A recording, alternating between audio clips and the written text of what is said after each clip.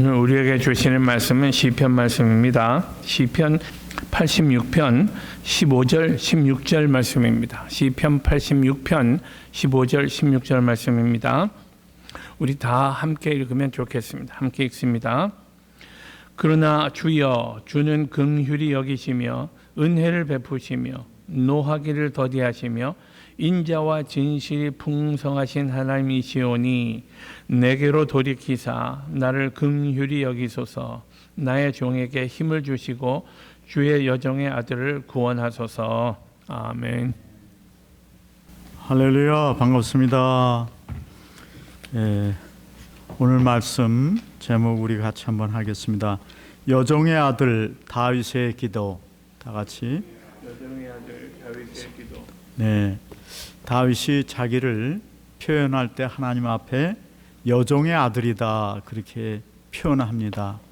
그래서 오늘 시편 86편은 다윗의 기도라고 그 책에 나와 있죠. 다윗이 이런 기도를 했다. 자기를 이새의 아들 다윗 이렇게 말하지 않고 왜 여종의 아들 다윗이라고 말했을까? 우리가 그런 것들을 통해서 한번 오늘 하나님께서 주시는 말씀을 듣고자 합니다. 우리 이제 교인들이 착각하는 것 중에 하나는 교인이 많으면 내 믿음이 좋은 걸로 착각하는 것 같아요. 또 큰 교회 가면은 내 믿음도 굉장히 큰 것처럼 착각하고 내가 신앙적으로도 굉장히 성숙한 걸로 착각하는 경우가 있어요. 물론 교회가 커서 그 프라우드를 갖는 것은 중요하죠. 그러나 개인의 신앙 성장과 자신의 믿음과는 큰 상관이 없어요. 많은 배움의 기회를 가질 수는 있겠지만 우리가 오늘 하나님의 말씀이 부족해서 내가 신앙이 성장하지 않는 게 아니죠. 유튜브에 보면은 굉장히 많은 설교들이 나와요. 많이 듣기도 하고. 그런데 우리의 신앙이 성장하느냐? 그거하고는 별개의 문제입니다. 내가 하나님의 말씀을 직접 배우고 취하고 내가 이렇게 살겠다는 실천, 이것이 없으면은 우리 신앙은 성장하지 않습니다. 큰 교회를 아무리 오래 다닌다고 해서 저절로 잘하는 게 아니다. 그리고 그 외에 한 가지 우리가 그 말씀대로 실천할 뿐만 아니라 전파하고자 하는 그런 그 노력을 하지 않으면은 내 삶이 변화되지 않는다 하는 사실이죠. 제가 이제 옛날에 은행에 다닐 때 보면 은행에는 다 커미션을 받습니다. 그렇죠? 은행 보통 사채 이자가 그 당시에 6%였는데 은행 이자는 3% 정도 됩니다. 그러면은 은행에서 대출을 받으면은 한 달에 3% 정도씩 이익을 보게 되죠. 예를 들어서 1,000만 원을 대출 받았다. 그러면은 사채 이자는 한 달에 60만 원씩 내야 되는데 은행 이자는 30만 원이니까 30만 원씩 한 달에 전략이 됩니다. 그래서 1년 하면 그게 얼마예요? 1년 하면 그게 또 1년 하면 그 30만 원인가요? 6% 3%니까. 근데 이제 보통 중소기업 하는 분들은 1억씩 빌려가거든요.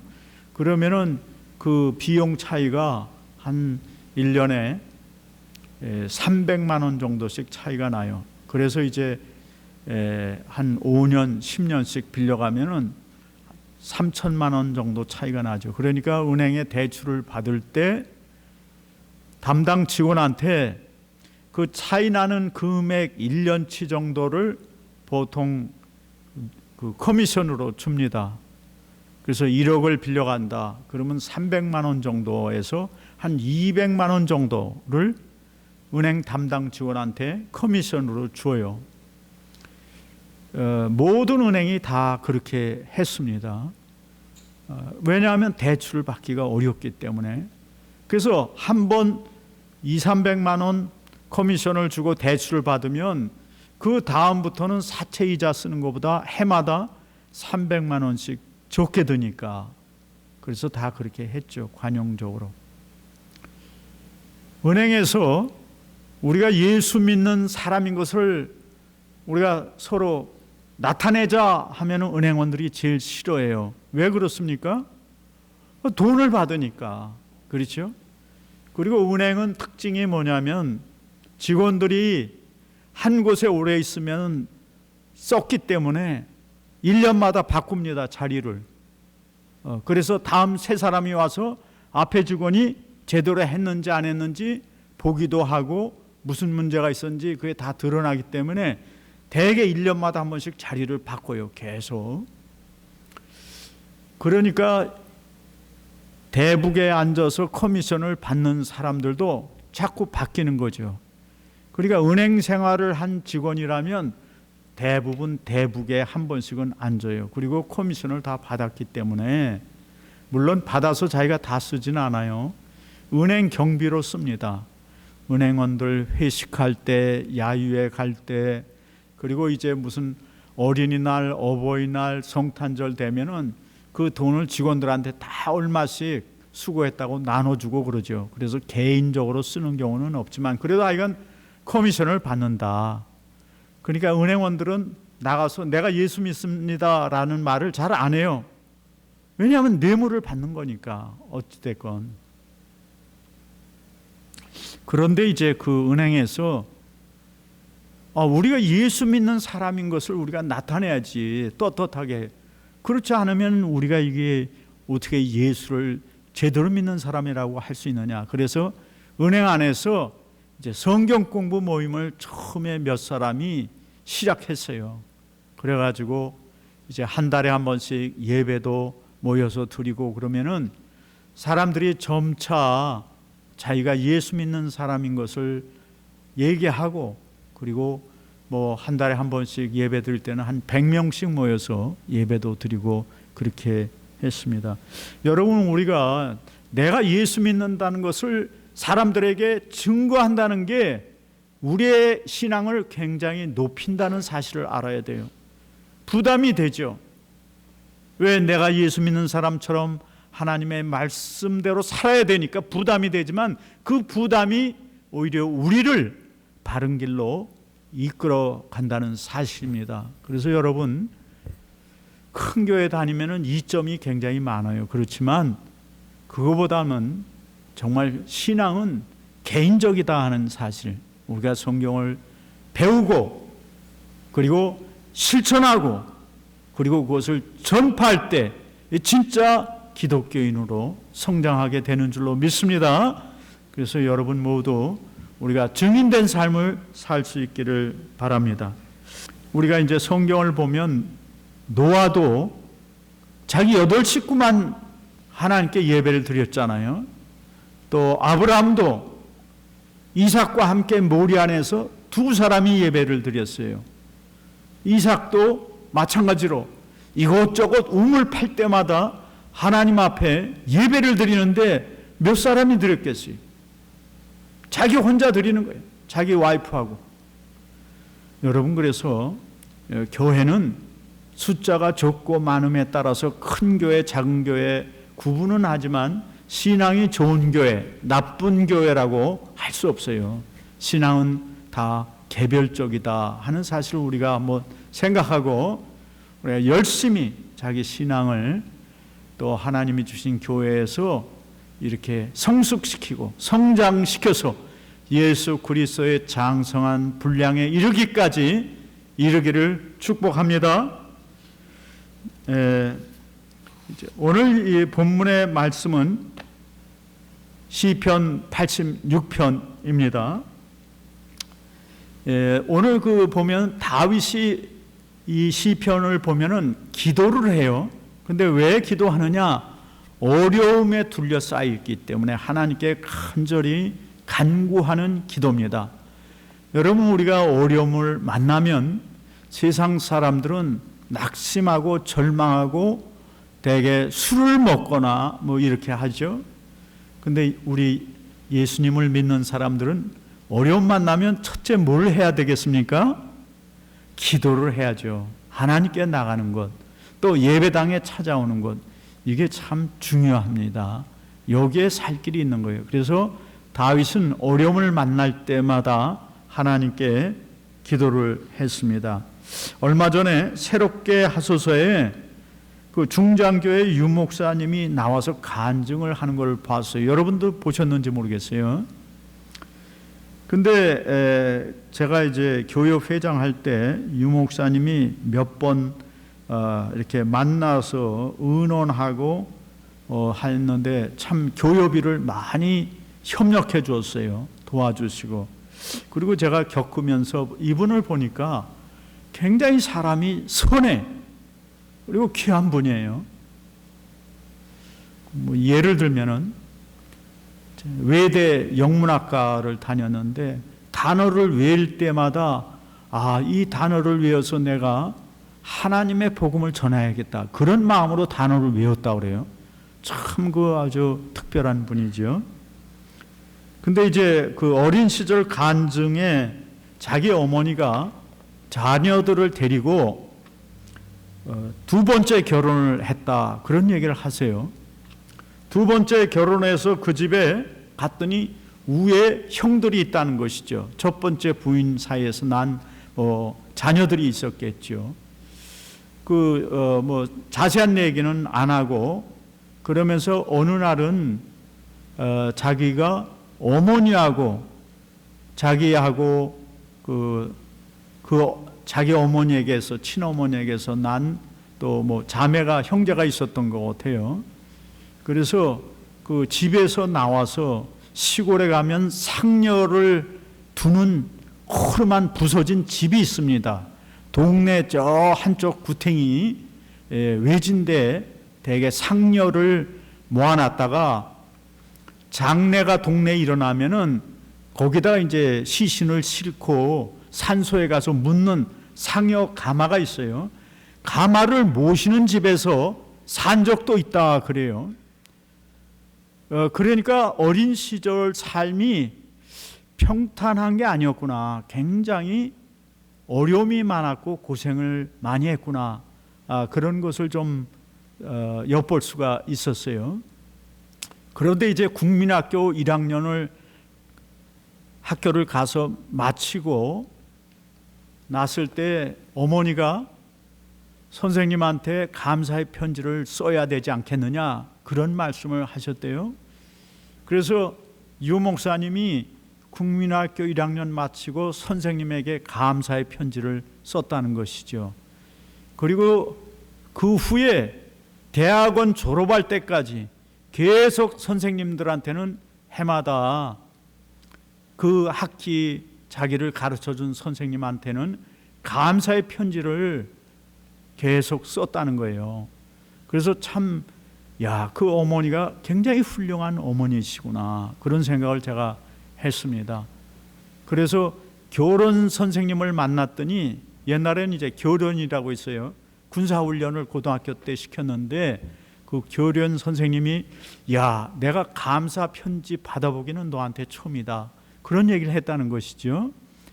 그러니까 아주 좋은 습관이 그 어머니로부터 이제 유 목사님은 배운 것 같아요. 그리고 어머니가 가르쳐준 교훈 가운데 하나가 어려서부터 말을 짧게 하라고 그러더래요. 길게 장황하게 하지 말고 가능한 한 말을 줄여서 짧게 하는 훈련을 해라. 그래서 이제 목사님은 어려서부터 이 말을 짧게 하는 그런 습관을 가졌다고 그래요. 그런데 이제 신앙생활은 대학교 들어가서 전도를 받아서 신앙생활을 했는데 그 어릴 때 그 산골에서 지게를 지면서 굉장히 자기 인생에 대해서 희망이 안 보여서 좌절을 했었는데 근데 그분이 어려서부터 그렇게 올곧게 자라올 수 있는 그 동력이 뭐냐? 내가 내 가정에 이 어려운 가정을 어떻게 해서든지 이겨내야 되겠다. 그런 마음이 어려서부터 있었던 것 같아요. 그 간증을 들으면서 제가 느낀 게 저분의 삶의 동력은 뭐였나? 어려서부터 그 가족에 대한 책임, 내가 우리 가족들을 내가 열심히 살아서 그래서 이렇게 좋은 가정을 이루어야 되겠다. 그런 마음이 속에 있었던 것 같아요.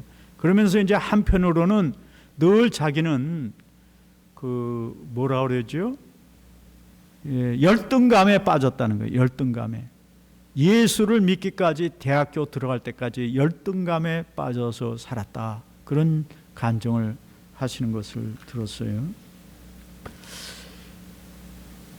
그래서 아마 이분은 어려서부터 그 말하는 습관 또 감사하는 것, 그것이 나중에 이제 예수를 믿고는 귀하게 쓰인 것 같습니다. 그래서 이제 설교학 교수가 되고 또 좋은 설교를 해서 또 이제 이 지역에 큰 교회에 부임해서 이 지역에 참 좋은 영향을 많이 미치고 있습니다. 오늘 우리에게 주시는 하나님 말씀 시편 86편의 기도는 다윗의 어려움으로 둘러싸였을 때 그가 하나님께 한 기도입니다. 우리 1절에서 3절 같이 읽어보겠어요. 여호와여, 나는 가난하고 궁핍하오니 주의 귀를 기울여 내게 응답하소서. 나는 경건하오니 내 영혼을 보존하소서. 내 주 하나님이여, 주를 의지하는 종을 구원하소서. 주여, 내게 은혜를 베푸소서. 내가 종일 주께 부르짖나이다. 아멘. 기도할 때 이 상황이 뭐냐면 가난하고 궁핍하다. 궁핍하다는 것은 우리가 넉넉하지 않다는 거죠. 근데 이 가난하다는 말은 그냥 돈이 없는 가난이 아니고 정말 아무것도 내게 힘이 없습니다. 비참합니다. 그런 뜻이에요. 이 가난하다는 뜻은 내가 아주 비참합니다. 그리고 궁핍합니다. 가진 게 아무것도 없습니다. 그런 상황에서 기도하죠. 그 상황이 얼마나 어려웠는지 보면 끝에 이렇게 해요. 종일 주께 부르짖나이다. 종일 기도를 하는 거예요. 종일. 여러분, 우리가 하나님께 기도할 때 한 5분, 10분, 또 30분, 1시간 하죠. 근데 종일 기도한다는 것은 무엇을 말합니까? 길이 없는 거예요. 답답하고 절망 속에 있기 때문에 하루 종일 기도하는 거예요. 이런 상황에서 다윗이 쓴 기도, 그리고 그는 무엇을 했는가? 기도를 했다는 것입니다. 다윗은 아마 청소년 때, 제가 생각하는 할 때는 한 추측컨대 한 15에서 한 22~23살까지는 굉장히 비참한 삶을 살았던 것으로 생각됩니다. 그래서 이 비참한 상황에서 희망도 안 보이고 그런 상황에서 그가 무엇을 했는가? 하나님께 늘 기도하는 삶을 살았다는 것이죠. 하나님이 그를 단번에 이렇게 형편을 펴주고 낫게 하시지는 않았지만 계속 끊임없이 오랫동안 기도해온 것을 우리가 성경에서 이렇게 생각해 볼 수 있어요. 그런데 이제 다윗이 이렇게 기도하는 것 보면은 그가 하나님께 응답을 받은 경험이 많은 것이죠. 그래서 하나님께 계속 이렇게 응답하실 것을 믿고 기도하는 거예요. 내가 경건하오니 내 영혼을 보존하소서. 이런 기도를 넣은 걸 보면 자기가 하나님께 계속 매달리고 있다 하는 것을 또 말해주고 있습니다. 또 내가 주를 의지하니 저를 구원해 주시옵소서. 그러니까 다윗은 한 번의 어려움을 통해서 기도하고 그런 게 아니고 아주 장기간에 걸쳐서 어려움 속에 있었는데 그 장기간의 어려움들을 계속 기도를 함으로 해서 그가 하나님으로부터 위로를 받든지 뭐해서 끊임없이 계속 주님을 붙들고 나갔다 하는 것을 우리가 볼 수 있어요. 오늘 우리가 확신을 가지고 기도할 일이 뭔가요? 그것은 하나님이 반드시 응답하신다는 사실을 믿고 환난 시에 기도하는 것입니다. 고난, 어려움 만났을 때, 또 어려움뿐만 아니라 삶의 모든 문제에서 하나님께 기도하면은 하나님이 함께 하시고 응답하실 줄로 믿습니다. 두 번째는 우리 같이 제목을 한번 보겠어요. 다윗의 어린 시절과 겪은 고난. 다 같이 다윗의 어린 시절과 겪은 고난이다. 다윗의 어린 시절을 보면 가족들에게, 형들과 아버지에게 무시당하며 살아온 것이 성경에 나타나요. 우리 생각에는 다윗이 굉장히 넉넉한 가정에서 또 편안하게 잘 성장한 것으로 착각하기 쉽습니다. 왜? 나중에 왕이 될 정도였으니까. 근데 사실은 성경을 보면 정반대예요. 가족들에게 무시당하고 아버지에게 무시당하고 그리고 고생을 많이 했습니다. 우리 성경 다윗이 쓴 시 27편이 있어요.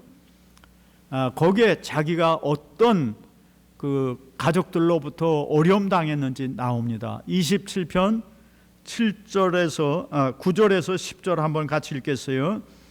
주의 얼굴을 내게서 숨기지 마시고 주의 종을 놓아여 버리지 마소서. 주는 나의 도움이 되셨나이다.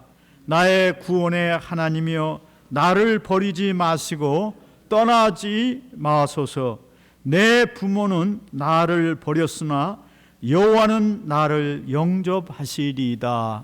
그 10절에 보면 내 부모가 나를 버렸다, 그런 고백을 해요. 그렇죠? 이게 무슨 말인가? 다윗은 그 가족으로부터 따돌림 당하고 가족들이 알아주지 않는 삶을 사는 것으로 보여요. 그리고 부모에게 버림받았다는 것은 무슨 이야기일까? 그 어머니 얘기가 별로 안 나오거든요. 또 성경에 다윗의 어머니 누구다라는 말도 잘 안 나와. 그런 걸로 보면 다윗의 어머니는 일찍 돌아가신 걸로 보여져요. 그리고 이제 그 아버지는 다윗을 아들처럼 별로 생각을 안 했던 것 같아요. 그래서 이제 우리가 사무엘상 16장 9절에서 10절을 한번 보겠어요. 거기 아버지가 이 다윗을 어떻게 생각했는지 엿볼 수 있는데 같이 읽겠어요. 이새가 그의 아들 7을 다 사무엘 앞으로 지나가게 하나 사무엘이 이새에게 이르되 여호와께서 이들을 택하지 아니하셨느니라 하고 또 사무엘이 이새에게 이르되 네 아들들이 다 여기 있느냐? 이새가 이르되 아직 막내가 남았는데 그는 양을 지키나이다. 사무엘이 이새에게 이르되 사람을 보내어 그를 데려오라. 그가 여기 오기까지는 우리가 식사 자리에 앉지 아니하겠노라. 여러분, 대부분 부모들은 막내를 사랑합니까? 미워합니까? 더 특별히 사랑하죠. 그렇죠? 아끼고. 근데 이 아버지 이새는 이 8번째 아들 막내 다윗에 대해서 머릿속에 생각이 없는 것 같아요. 그냥 7 아들만 내 아들이다 이렇게 생각했던 것 같아요. 그러니까 7 아들만 지금 사무엘 앞에 데려오는데 지금 이 자리가 무슨 자리냐면은 사무엘이 기름 부어서 왕을 삼겠다는 자리예요. 왕의 후보를 네 아들 가운데서 뽑겠다. 그런 자리인데 다윗을 빼놓고 나머지 7 아들만 부른단 말이죠. 그러니까 이 아버지는 다윗에 대해서 평소 생각이 별로 없는 거죠. 아들 취급을 안 한 거예요. 아들로 생각을 안 하고 있다. 이게 우리가 이제 성경에서 볼 수 있는 거죠. 그래서 사무엘이 말합니다. 다 아니다. 너한테는 이제 아들이 없느냐 하고 물으니까 그때서야 그 아들이라고 해야 되나 말아야 되나 하면서 하나가 있다. 지금 양을 치고 있다. 그렇게 말합니다. 그러니까 사무엘이 그를 불러오라. 그래서 이제 다윗이 8번째 등장을 합니다. 여러분, 또 형제들이 다윗을 좀 무시한 내용이 사무엘상에 또 나와요. 그 전쟁터에 간 형한테 아버지가 음식을 갖다 주라 해서 갔다가 형들을 만나게 되는 과정에서 형들이 다윗을 아주 무시하고 야단치는 장면이 나옵니다. 사무엘상 17장 우리가 26절과 8절 한번 보겠어요. 다윗이 곁에 서 있는 사람들에게 말하여 이르되 이 블레셋 사람을 죽여 이스라엘의 치욕을 제거하는 사람에게 어떠한 대우를 하겠느냐. 이 할례 받지 않은 블레셋 사람이 누구에게 살아계신 하나님의 군대를 모욕하느냐. 28절 큰형 엘리압이 다윗이 사람들에게 하는 말을 들은지라 그가 다윗에게 노를 바라여 이르되 내가 어찌하여 이리로 내려왔느냐. 들에 있는 양들을 누구에게 맡겼느냐. 나는 내 교만과 내 마음의 완악함을 아노니 내가 전쟁을 구경하러 왔도다 하고 그 큰형이 막 야단을 칩니다. 그러면서 큰형은 다윗이 뭘 해야 당연하다고 생각합니까? 뭘 해야 된다고 생각해요? 너 들판에서 양을 쳐야지. 그렇게 책망합니다. 여러분, 이스라엘에서는 양을 치는 작업은 막노동이에요. 막노동. 근데 그 힘든 막노동을 막내한테 시킨다? 이거는 조금 이 가정이 조금 이상한 가정이에요. 지금 다윗의 나이가 추정하면은 20살 이상의 군대를 갑니다. 근데 성경에는 다윗의 7 형들이 셋이 군대 갔다 그랬어요. 그러면 네 번째부터는 20살이 안 됐을 가능성이 있다. 그러면 4명의 형들이 그 위에 있는데 1살 반 터울로 따져도 4명이면 6살입니다. 그러면 20에서 6을 빼면은 다윗의 나이는 13이나 14이에요. 근데 14살, 13살 된 이제 국민학교 막 졸업한 애를 양을 치러 광야에 내보내는 거지요. 광야에서 다윗이 보면은 나중에 사울한테 얘기하는 거 보면 자기가 사자로부터 양을 지켰다. 사나운 짐승들로부터 그 양을 빼앗아 왔다. 그랬잖아요. 그거 보면 13살, 14살짜리가 광야에서 사나운 짐승들 가운데 양을 쳤다는 것을 보여주고 있어요. 양을 칠 때는 아침에 나갔다 저녁에 오기도 하지만 며칠씩 돌아다니다가 옵니다. 왜냐하면 풀이 없으니까 멀리 10리, 20리 갔다가 오거든요. 근데 이런 일을 막내 아들 13살 된 티네이저한테 시킨다? 이 집안이 조금 이상한 집안이에요. 아니면은 가난하거나 아니면 다윗을 완전히 종으로 취급하는 거죠. 그래서 형들도 다윗을 그렇게 귀하게 내 사랑하는 동생 이렇게 생각하지 않았어요. 그래서 우리가 성경에서 보면 다윗은 아버지에게도 대우 못 받고 형들에게도 대우 못 받고 어머니는 일찍 돌아가신 것 같고 굉장히 어려운 삶을 사는 것을 우리가 봅니다. 그러니까 다윗이 무엇을 의지해요? 오직 하나님만 의지하는 거죠.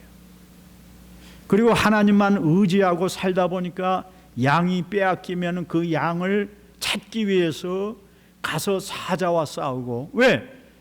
그 안 찾아오면은 아버지한테 야단 맞잖아.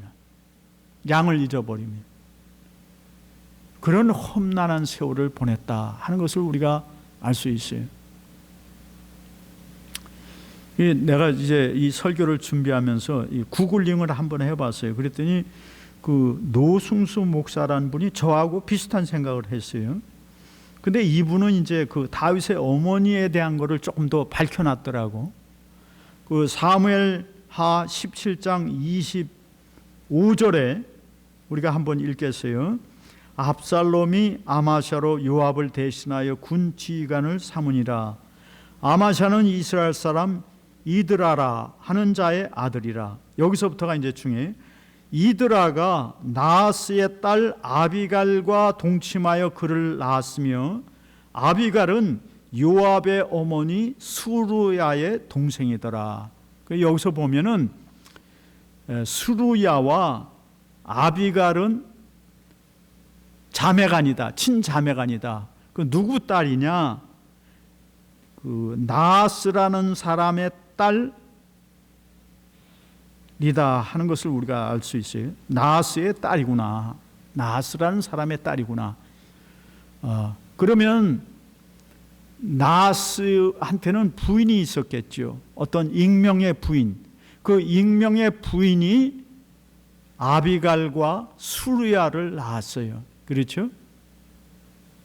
그런데 우리가 역대상 2장에 이 아비갈과 수르야가 누구의 딸처럼 표현하고 있냐면 우리가 역대상 2장 13절, 15, 16절을 좀 읽겠어요. 이새는 맏아들 엘리압과 둘째로 아비나답과 셋째는 시므아와 그 다음에 15절에 가면 여섯째로 오셈과 일곱째로 다윗을 낳았으며 16절이 중요하죠. 그들의 자매는 수르야와 아비가일이라. 그러니까 수르야와 아비가일이 지금 이새의 딸로 역대기에는 나와 있다 하는 것이죠. 그러면은 그 후에 사무엘 하에서는 아비가일과 수르야는 누구의 딸이라고 그랬어요? 나하스의 딸이라고 그랬거든. 나하스의 딸인데 이 역대기에는 이새의 아들들 7 아들과 다윗의 자매다 그렇게 표현하고 있어요. 그래서 우리가 여기서 알 수 있는 것은 그러면은 이 아비가일과 수르야의 어머니는 이새와 재혼한 두 번째 결혼한 와이프라는 것이죠. 그렇죠? 아니면은 이 익명의 부인의 남편이 죽어서 기업을 물을 자가 이새가 되었기 때문에 이새에게 두 번째 부인으로 들어갔을 경우가 있어요. 어쨌거나 이새의 부인이 되었다는 거예요. 그래서 그 자녀들이 다 이새의 자녀가 된 거죠.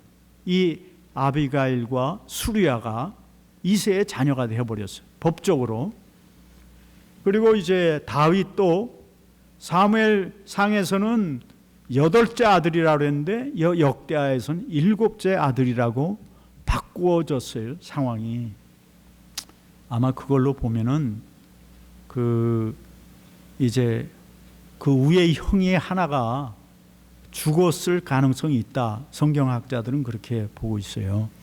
근데 중요한 거는 이새가 부인이 둘이 있었구나 하는 것을 우리가 알 수 있고, 그리고 이 아비가일과 수르야는 분명히 들어온 자식인데 이 다윗이 같이 그때 들어온 자식인지 아니면 이새와 이 익명의 부인 사이에서 낳는지 그건 성경이 말하고 있지 않아요. 어쨌거나 막내인데 그 아버지는 다윗을 굉장히 뭐라 그럴까, 아들 취급을 안 했다. 그리고 그 후에 형들도 형제 동생 취급을 안 했다 하는 것을 우리가 성경에 볼 수 있고, 시편에서 다윗이 자기가 고백하는 걸 보면은 부모로부터 버림받았다 뭐 이런 것들을 얘기하고 자기는 여종의 아들이다 하는 것을 보면은 다윗이 두 번째 부인에서 난 아들이거나 아니면은 하여간 상당히 어려운 상황에서 자라왔다. 그래서 형들은 뭐 했는지 나오지 않지만 이 13살, 4살짜리가 중노동, 막노동을 하며 살았다 하는 것을 우리가 성경에서 볼 수 있어요. 여러분, 우리가 이런 것을 이렇게 살펴보는 것은 사람이 다 과거가 있잖아요. 그렇죠? 여러분 다 과거가 있죠? 저도 과거가 있는데, 그래서 과거는 묻지 마세요 뭐 그런 노래도 있어요.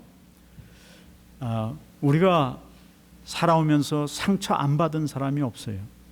또 사람은 사람 사이 살다 보면 사기도 당하고 돈도 뜨이고 상처를 많이 겪게 됩니다. 근데 그 상처가 어떤 사람은 그 사람의 인생을 망치는 경우도 있는데 꼭 망치는 것만은 아니다 하는 사실이죠. 우리가 앞에서 예를 들은 유 목사님의 경우나 이 다윗의 경우를 보면은 그 어려움들을 뚫고 이겨냈다는 거예요. 그리고 참으로 이렇게 순수하고 선한 사람으로, 하나님의 사람으로 성장하고 쓰인다 하는 사실을 우리가 성경에서 볼 수 있어요. 그런데 이분들의 특징은 뭐냐? 다 하나님을 만나고 하나님을 의지했다는 것이죠. 그렇죠? 그래서 우리가 하나님을 만나면 과거의 상처는 오히려 더 우리가 성장하는데 양분이 된다는 것이에요. 그리고 더 하나님을 의지하는 원동력이 된다는 사실입니다. 우리가 세 번째로 이제 짧게 살펴볼 것은 이 다윗의 신앙의 기반에 대해서 한번 살펴보겠어요. 다 같이 세 번째, 다윗의 신앙 기반. 다 같이 다윗의 신앙 기반. 여러분 자꾸 입으로 하면은 좀 기억이 좀 남아요. 그래서 요 친교실에 갔을 때 벌써 설교가 다 잊어버리고 생각이 안 나면 안 돼. 조금 남아야지. 자, 그래서 시편 86편 16절 한번 읽겠어요. 다 같이 내게로 돌이키사 내게 은혜를 베푸소서. 주의 종에게 힘을 주시고 주의 여종의 아들을 구하소서. 이것을 보면은 다윗은 신앙의 영향을 누구에게 받았다? 어머니에게 받았다. 어머니가 하나님을 열심히 섬기고 기도하는 것을 다윗은 어렸을 때 본 거예요. 그 어려운 가정 형편 속에서 어머니가 오직 하나님을 의지하고 기도하고 그런 모습을 보고 자란 거죠.